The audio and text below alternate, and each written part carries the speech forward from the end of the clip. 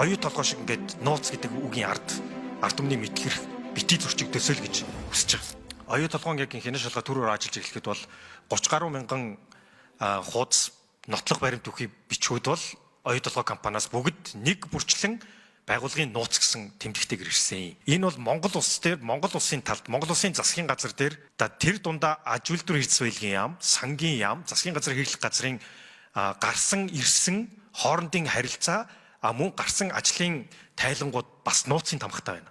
Тэр үтгийг л зарим нь маш нууцын тамгатай байгаа. Тэгэхээр энийг ил болгох бүрэн эрх нь бол Монгол Улсын засгийн газарт байгаа. Энэ өөрөө бос ард түмний мэдих эрхийг ноцтой зөрчих ийм асуудал үүсгэж байна. Тэгэхээр энэ дээр тэр нууц давсан мэдээллүүдийг бүгдийг хууль журмынхаа дагуу ил болгож өгөөч гэж хянаш шалгах төр орны зүгээс хүсэж байгаа.